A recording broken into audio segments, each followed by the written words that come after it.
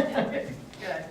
Claire Dowers-Nichols is the Executive Director of the Healthy Living OKC. Is that how you pronounce the, OKC. And that's the operating partner that Cecilia just talked about for Oklahoma's first MAPS 3 Adult Wellness Center.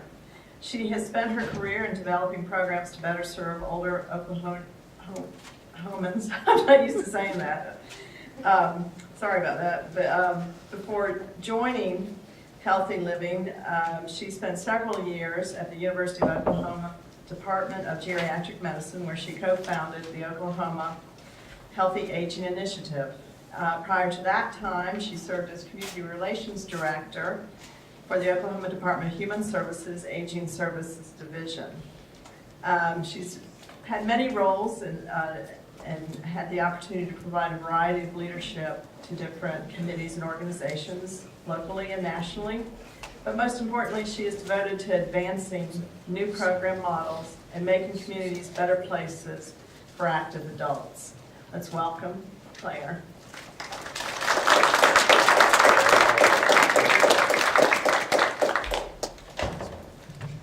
Well, good afternoon. I'm excited to be here. Thank you for the opportunity. I'm going to show some pictures. That way you can have a better idea of kind of what ours looks like, and it keeps me on target, which on a Friday afternoon can always be a challenge, right?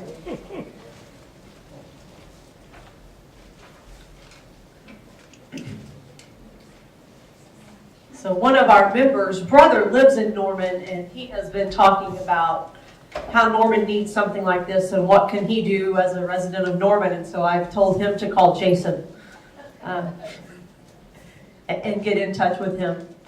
So I am the Executive Director of Healthy Living OKC. We are the nonprofit. We're a 501c3, and we operate the very first MAP Center. It's on North Rockwell, on the northwest part of town. We've opened,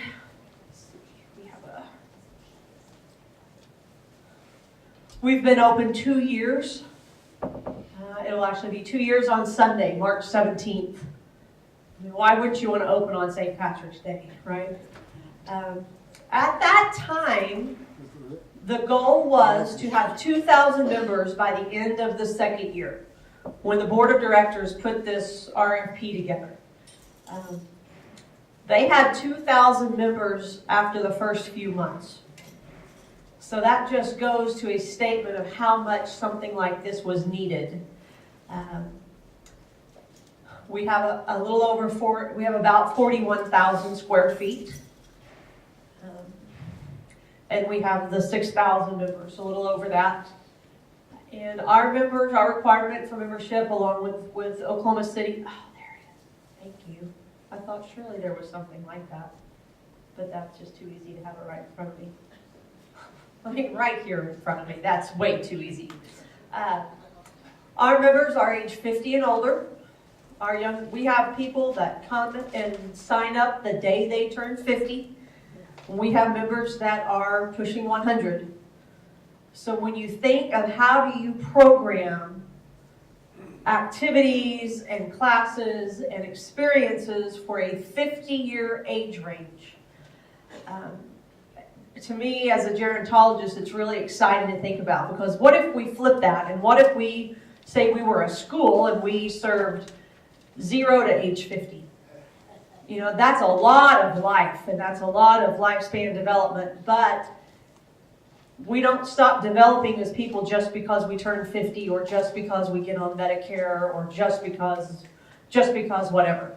So one of our commitments is to provide experiences for continued learning, continued development, continued purpose finding, and we'll talk a little bit about that.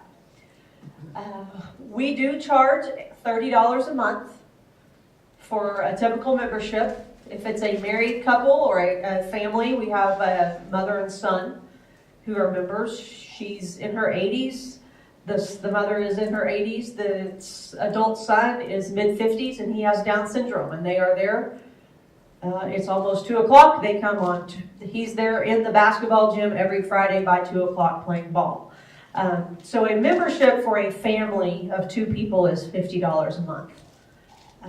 Then we work with a lot of insurance programs, 5 different programs, whether it's Blue Cross Blue Shield or United Healthcare.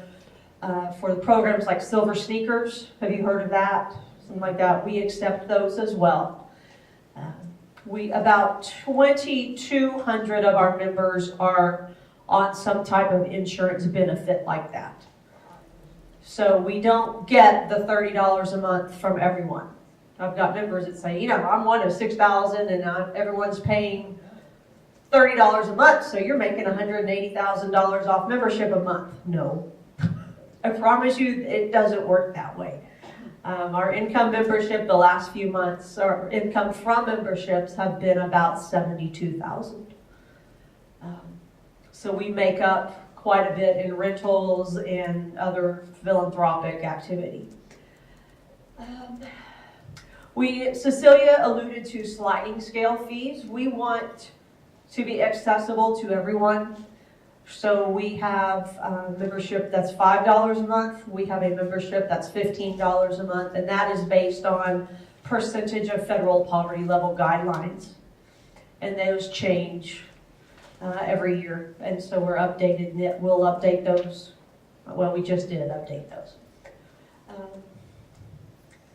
A lot of what we have used is I think a pretty small staff, considering what all we do, that we manage a 6,000 members in a 41,000 square foot facility. We have 4 full-time positions. Everything else is part-time.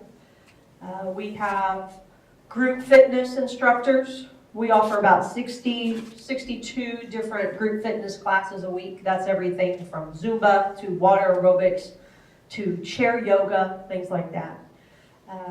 Those are on staff. We have people that work at the front desk area. We have people that help plan programs, and we have people that help maintain the facility. We also are blessed with about 140 active volunteers that come in and spend at least 2 hours a week, every other week. And that is what makes us work so successfully. That's also good for those members and that experience, and we'll talk about that in a minute. But 140 active volunteers. They do everything from take people on tours. We have volunteers that help teach classes. We have volunteers that work out in the fitness room and show people how to adjust the weight machines and things like that.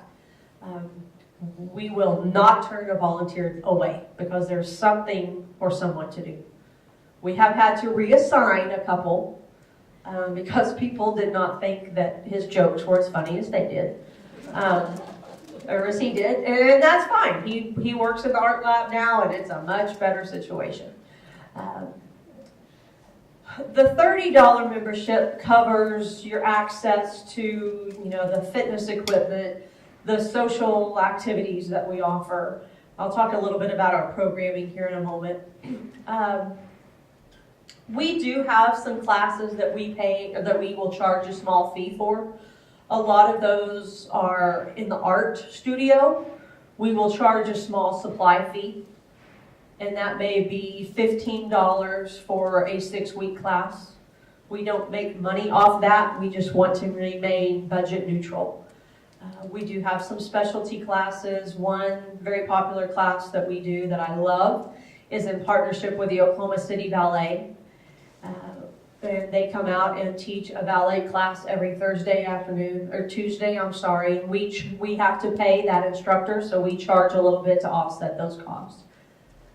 We have personal trainers. We have 9 personal trainers that are based out of our center.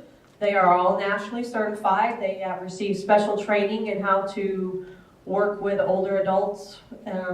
Our bodies work a little differently as we get older. Things change. So they are specially trained in some of those modifications. And that is a private pay for our members. So just some photos. The first photo on the top left is our lobby. Cecilia mentioned a little cafe, and if you can see the black and white awning, that's a coffee shop that serves a little bit of lunch. They serve breakfast and lunch. They open every morning at 7. We open our doors at 5:30, Monday through Friday. They aren't there quite that early, but they are open by 7, and they remain open until 3 o'clock every day. These photos were taken on a Saturday afternoon after we closed, because otherwise I can't get a good picture of just the room.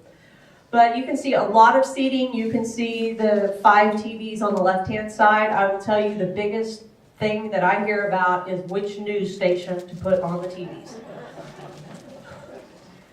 And I can have CNN and Fox and MSNBC all lined up in a row, and I've learned that's not even good enough, because someone wants Fox on the first TV and they want CNN on the third TV, and that's the way it's supposed to be. So, we just make do. We do the best we can. I tried for a while just to have no news, because one week I was just fed up. And ESPN and HGTV just wasn't working for them. So, you pick your battles. If that's the biggest problem we have in a day, I call that a good day. There's seating all the way back. We have a lot of natural light. I like natural light. Most architects do. It's not always great during tornado season, because people want to stay there. We've got a lot of glass, so that's just something we have to keep in mind for emergency planning. People are typically playing either dominoes in the lobby every afternoon. There's a group that plays mahjong in the lobby 3 days a week. There's always something going on in there. We have a keyboard that's set up a couple of times each week, and people will come in and perform, do whatever. The picture on the bottom is our demonstration kitchen. We do not have a full commercial kitchen. We don't serve regular meals out of this facility, but we do a lot of cooking demonstrations. We have active diabetes support groups and diabetes management classes, and we use this kitchen quite a bit. We also bring in grocers and chefs that can do demonstrations. We're also starting an outdoor garden project where we'll grow our own fruits, vegetables, and herbs, and we can take them right into the kitchen and show how to cook. I will probably be in there, because that's not my forte. I won't be teaching that class. We have a pool. We have 4 lap lane pool. It's a saltwater hybrid pool, so it is easier on your skin, easier on your joints. Salt water gives a little more buoyancy. We keep it pretty warm. It's around 87, 88 degrees all the time, which is great for people that swim therapeutically. Our hardcore lap swimmers, it's a little hot for, but they come early in the morning, and right now it's cold in there, so it's okay. We also have basketball. I should have put in a picture of pickleball, because I also did not know what pickleball was. But I will tell you, do you know what a wiffle ball looks like? Okay. It looks like a wiffle ball, but you can't call it that. I learned that my first day. That will not win you points with pickleball players if you call the ball a wiffle ball. Even though it looks just like it, it's plastic and it has holes in it. The paddles are kind of like a big ping pong paddle. They're about the size of a racquetball paddle, but they don't have the strings, or they're hard. And the beginning pickleball paddles are made of wood, but you don't want wood, you got to upgrade to graphite. So here's just, if you don't remember anything else I do today, you're going to at least have a little more info on pickleball. We have a full-size basketball court. You can fit 3 pickleball courts in that basketball. So it's smaller than a tennis court. And it's not played on a table like ping pong. There is a group called the Oklahoma City Pickleball Club. And so they will gladly come down and show you all about it. And I can tell you who to contact if your heart is so inclined. You have a Norman Pickleball Club. Well, there you go.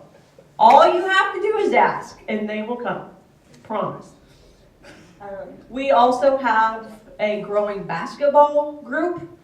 And so there's, we have some growing real estate issues in our gym between the pickleball players and the basketball players, and they don't always play well in the sandbox. So sometimes we resort back to what we learned in kindergarten. Let's just play nicely, and you can play on half court, and I'll set up a pickleball court for you. This is part of the reason Oklahoma City has been very gracious to extend a $3.5 million expansion for our facility. That will also pay for more parking. We park overflow in the church lot, which, people say, well, they're coming to work out. Why can't they walk a little more? Not everyone is coming to work out. People are coming from all different reasons. Did you have a question? We have 122 spaces right now. The plan is to add 100 more. I believe I have been told that there were more parking spots figured in the initial budget, but from the time that the building was budgeted to the time that it was actually built, inflation crept up, and that money didn't get stretched as far. So they took a little bit out of the parking lot, they squeezed down the size of the locker rooms and some other stuff. So you can see, nice space. They didn't really spare any expense. It's a wonderful, wonderful facility. Cecilia talked about going in afterwards and changing up the gym we can rent it out. It's a better, more conducive, more flexible space now. It was very, very loud at the beginning, which if that's all you're going to use it for, that's okay. But that's certainly not all that we use the gym for. It's also set with volleyball courts. We have volleyball groups. We also rent it out to volleyball leagues, and that's been a good source of income. Here's a picture of our fitness room. There are 56 different pieces of equipment in there. We're getting ready to add about 6 more. We have 9 treadmills. We learned right away that's not enough. We have several recumbent bikes. I'm ordering more of those too. All the flooring in the gym, the fitness room, and the group fitness room is a rubberized floor, so it's easier on the joints. It's a floating floor as well, so there's padding underneath it, and then the poured liquid floor. This again is towards the end of a day on Friday or on Saturday. On Saturday we open at 7 and we close at 4. And we right now are not open on Sunday, but we're getting ready to add an hour Monday through Friday so we can be open a bit longer because we have a lot of members that still work. Quite a few, starting at age 50. And that's something else that it has taken a while for me to get used to because I've worked in the aging network. And I've referred to people as seniors. Well, I was told my first or second day on the job by a group of members is we don't say the S word here. We don't need labels, and I am not a senior. This person is, I've learned she's 86 that told me this. But I do think it's important to get away from those labels, especially when you have a 50-year lifespan in a building. So we're learning, we call it an adult wellness center. They do not like the word senior. They don't like it at all. And 9 months in, I'm learning. I'm getting adjusted. I don't say the S word near as often as I used to. So when we think of programming, this is a model that I have used in my career for a really long time. And how we think of wellness. And what is health? Health is a lot more than going to the doctor. It's a lot more about than going to pick up your prescriptions. We are now learning to think in terms of mental health, as mental health is related to physical health. And I will tell you, as you get older, you cannot explicate the two. They are combined. But there are more than just those 2 dimensions of overall wellness. And as you're in these planning processes, I would encourage you to think in terms of this. There are a couple of models like this. This one has 6 dimensions. There's also another model with 7. Some of you may know the organization, the International Council of Active Aging. It's another great resource. It's based out of Canada. Colin Milner is their executive director. He's brilliant. He would have his website, and his organization has great ideas, and I would definitely look at those. He has a model of 7. I like to keep it simple, and I don't like prime numbers, so I go with 6. Someone got my math joke, okay. But this goes to a person's sense of well-being is multifactorial. So our physical health, our social wellness, do we have healthy relationships or are we isolated? Social isolation is a big, scary problem. There's more and more research coming out about the perils of social isolation. AARP Foundation sponsored a study that came out in November of last year that said prolonged social isolation has the same effect physiologically as smoking 15 cigarettes a day. You know, have you heard of ICD-9 and ICD-10, the codes that all the doctors use? There is a group piloting and looking to develop a pilot set of codes that are targeted at ill physiological effects of social isolation. That's how important this topic is. And if a center can't do anything except bring people together and reduce isolation, they're doing a lot. Because I think we're going to find out more and more about this. So social wellness is very, very important. Intellectual wellness. Do we have an opportunity to still use and contribute our intellect, our cognition, even if it is slipping, even if you do have or love someone that's developing a cognitive impairment, we still need these opportunities to use it. It's kind of use it or lose it, as my grandmother, who lived to be 91, would say. Spiritual health, we're affiliated with the city of Oklahoma City, so we do not have a worship service in our facility or anything like that. We are a secular facility, even though we partner with a church. But through meditation classes or yoga classes, we have those opportunities for spiritual health. It's very, very important. It's tied in with our overall sense of being. Emotional health, mental health, we talked about that a lot. There's a lot of overlap and integration with physical and mental health. Some studies will even say as much as how we feel physically is associated up to 85% with our mental health and mental well-being. So you really can't take those two out either.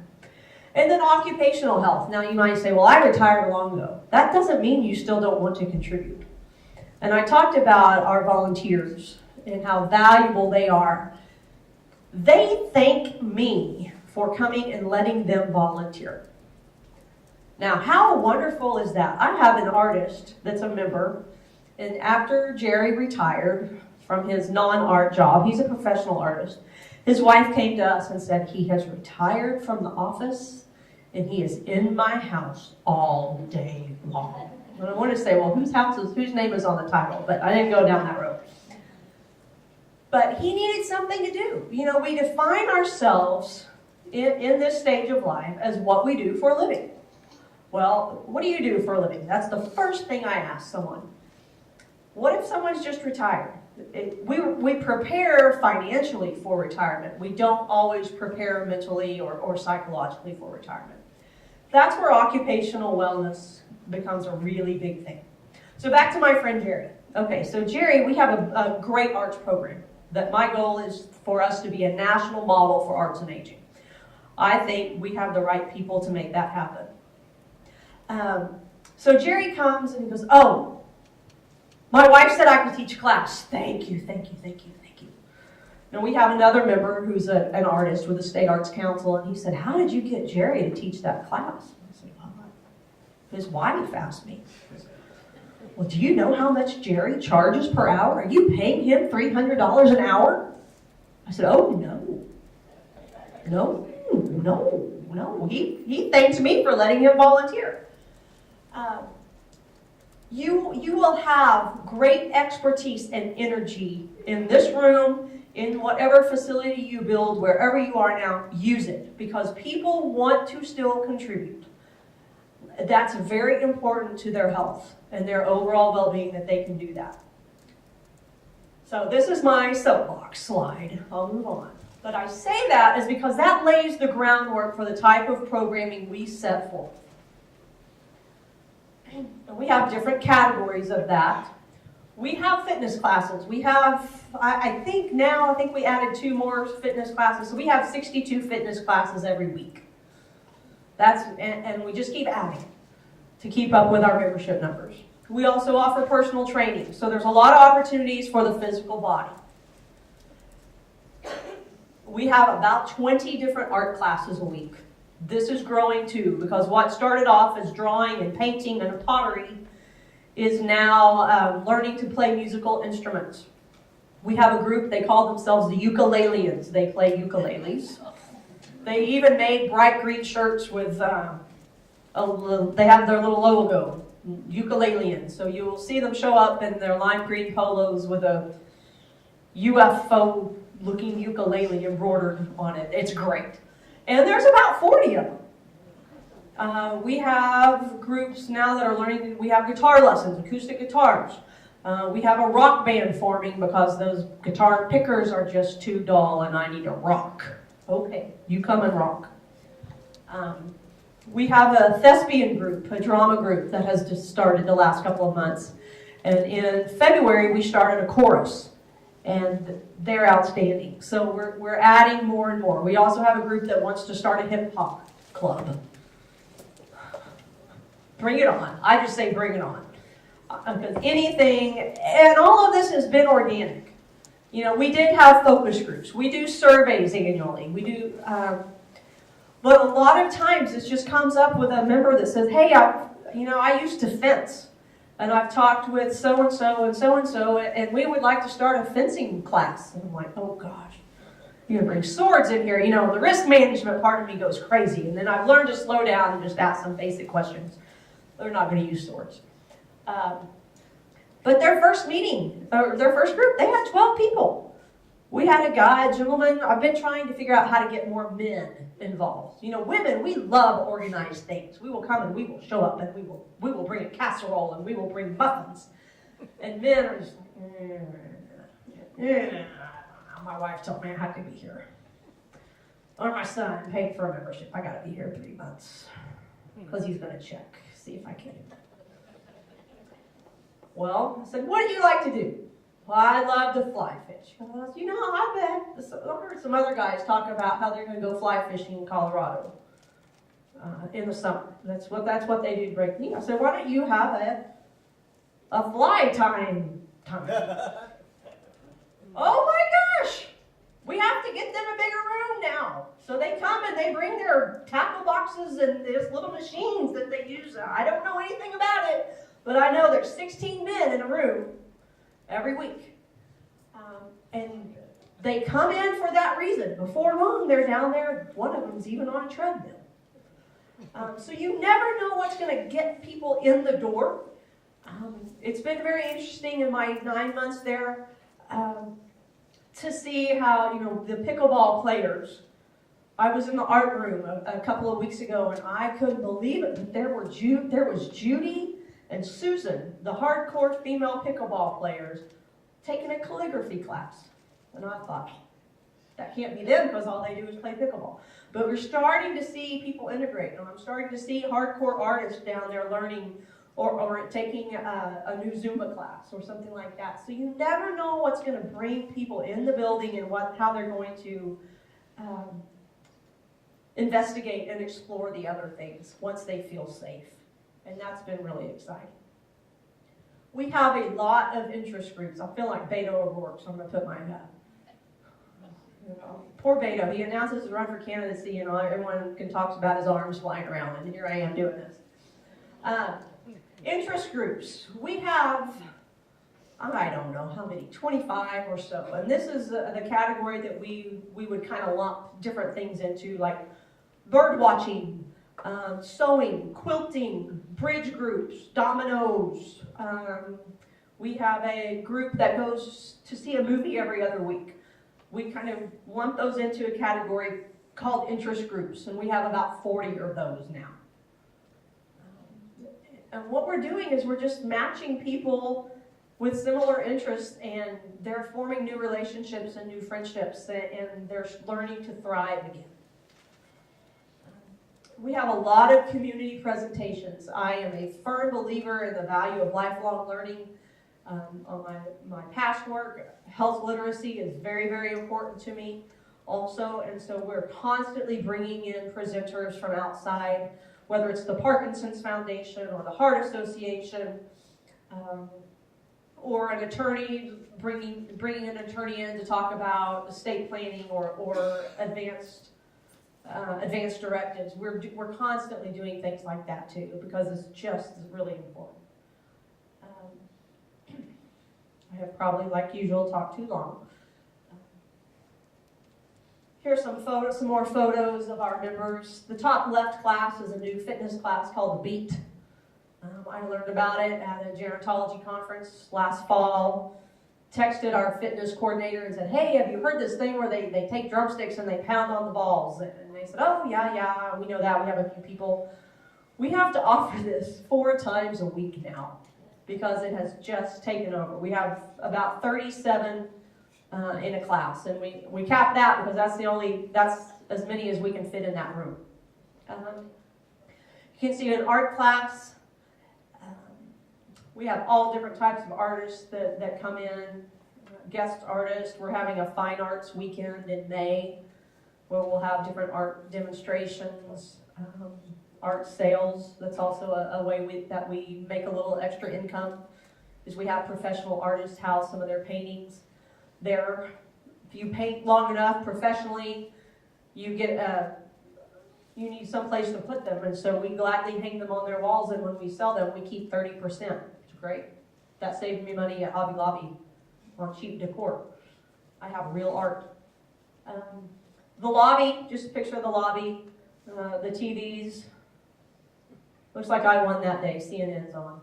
And then pool, we have a billiards room with 3 pool tables that was a little slow to get started, but now we've got some regular pool sharks. We have 2 World War II vets that now play. Their kids bring them up 3 afternoons a week, and Roy and Wilbur play, and it's just so cool to see. They get to talking their stories, and it's awesome. So that's a quick overview of kind of what we're doing, what's working, kind of who we are. So I'd be glad to answer questions or anything. Yes? You have a provider and you have paid staff. Do you have anything like a citizens advisory committee or board? We do. We have a member advisory committee that meets once a month. And they bring ideas. They're the spokespeople, the spokesman for the members. I bounce ideas off of them. They're not shy, which I love. They can fill up my email inbox faster than anyone when I worked at OU ever did. But it works very, very well. And they're kind of our ambassadors. They're also helping. Something that we're working on now is the need for fundraising, because membership is not going to pay for everything. The city, built the building and they put furniture in it, and they will fix, like if we have 22 heating and air units on the top. If one of those breaks, they'll pay for that. But if little things break, or if a pool part breaks that's under $5,000, we have to pay for that.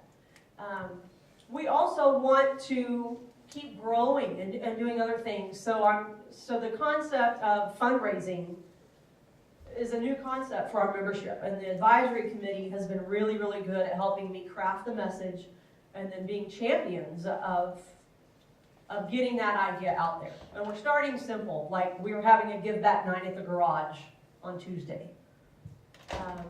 We did gift wrapping at Christmas. We have a lot of members that they don't want to gift wrap, or they have arthritis. They can't now. I tell you, probably 90% of the gift wrapping that we did was for men. And their wives were so happy. It's like, oh, I've never had a beautifully wrapped package for him before unless I wrapped it myself. So the advisory committee is really good in that way too, and just kind of helping me craft and being good ambassadors to other members. We also are, as a 501, we're governed by a board of directors. Yes, ma'am. Yes, I'm curious about your utility costs, particularly heating and air, and with all those high ceilings, which I saw in all of the other senior centers. We know the notorious problem with high ceilings as far as your heating especially costs. What are you finding? I learned, my first month on the job was July of last year, and I learned sit down when you're opening the utility bill those months. On an average month, it's $8,000.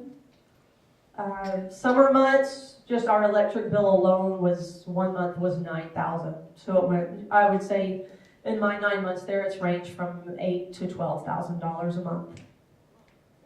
Yeah, well, that's what I thought. Okay. Yes. Fundraising. So what part of your fundraising is grant writing and what part of it is just fundraising from like banks and churches and stuff like that? And then what's your goal? What are your goals right now for amount of fundraising? Well, until I got there, they had not done anything. They had an initial grant from the Kerr Foundation to buy some computers because they didn't realize at the time Oklahoma City would provide the computers for the building. I'm working with the board now to put an overall development plan together. Initially, I'd like to raise just $75,000 this first year by the end of the year. A lot of that will be through grant writing. It's the time of year now where all the local philanthropies and family foundations are starting their grant submission project. So my goal is to submit at least 4 of those, another one to the Arts Council. And then they will be working on just private philanthropy too, hitting up companies, banks, all that stuff. Yes. Do you get enough money from the silver sneakers to make it worthwhile? I don't want to say it's not worthwhile, but that is something that I am still trying to figure out. I know there are centers around the nation that have done that very, very successfully. For instance, we worked when our group was first getting up and running. The board worked closely with the group out of Rogers, Arkansas. Their income from silver sneakers, I want to say, is at least $90,000 a year. Ours is nowhere close to that. That is something that I'm trying to renegotiate now. The way Silver Sneakers works and other insurance programs like that, we have 4 others that we deal with, is you get so much per member. So maybe if I have 500 Silver Sneakers members, I'm at least going to get $1 a month per member. Now, I may not make anything else off them unless that member comes in at least 6 times. So there's different caps and different, it's kind of like a tax code. I mean, and I just came from a nonprofit accounting conference this morning, and I feel like the Silver Sneakers and insurance agreements are kind of equivalent with some of the new accounting standard updates. I think the potential is there. We haven't mastered it yet, but we're going to keep trying. Yeah. Yes. I'll wait for the mic. Helen, is that you? That's me. Hi, how are you? Good. Good to see you. Good to see you too. All right, transportation. Are you surprised I asked that question? I knew you would. So we partner with Embark, which is Oklahoma City's transportation provider. We work with them very closely. We are actually rearranging some schedules of our class schedules to be more conducive to when they're doing routes. We're working with Marilyn Dillon. We also use a lot of Cinder rides and rideshare programs like that. Eventually, I would love to have like a 5310 or some type of transportation that we operate ourselves. We're just not there yet. But I think that would be good because it's critical. It's on the plan. But we do use Embark. Yeah. What percentage of your,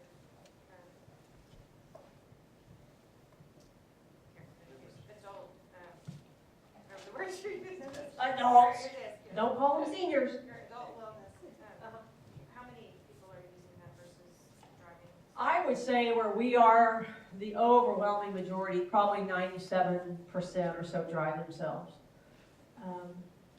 That's a challenge that I've had early on, is getting over this conception that we're in Northwest Oklahoma City, we're in a high income part of town, and people have dismissed the idea and the notion that there are other people with really serious needs. And so how do we work with that, and how do we make sure we're accessible to those people too? Do you know how that compares to the second center that was? It's a much lower socioeconomic part of town. We're one of the most affluent parts of Oklahoma City. Our zip code is, and the 3 zip codes surrounding it. So it's different for me because of what I have done in the past. I have never seen so many really, really nice cars in our parking lot that I'm afraid to park by. I will park at the far back, so I don't have to park by a Tesla or a Porsche. But we also have people, I know that I have done some resource work for one of our members because I'm fairly certain she lives in her car. So we've got to steer clear of those stereotypes and make sure we're accessible and serving everyone. And we have some people with pretty severe disabilities that the only way they can get around is a modified van or Embark. Yeah. Yes.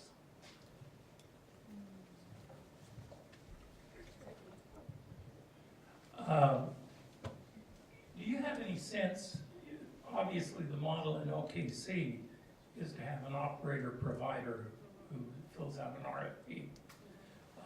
Do you have any sense, and maybe Jill can speak to this as well, in many senior centers, is that the primary model where you have an RFP and a provider, or are there some of the centers, and I suspect it varies, but are there many centers that have the staffing provided by the city or the county or whoever is the sponsor? Yes. I am new to this part of AG. I've done advocacy work and program development for state offices in the past. But what I can tell you is, from my experience, this is the exception to the norm. A lot of them are tied in like through city parks and recreation. That's how Rogers is in Arkansas. That's how Newport Beach. If you need to do some research, you need to go to Newport Beach, California, and look at Oasis Senior Center. It's beautiful. That is through the city. You probably know a lot more about this than I do. Yeah, I'll just comment quickly on that. I would say, I would agree, it's sort of an exception. When we developed the partnership with the city, with the health system, we were one of the few,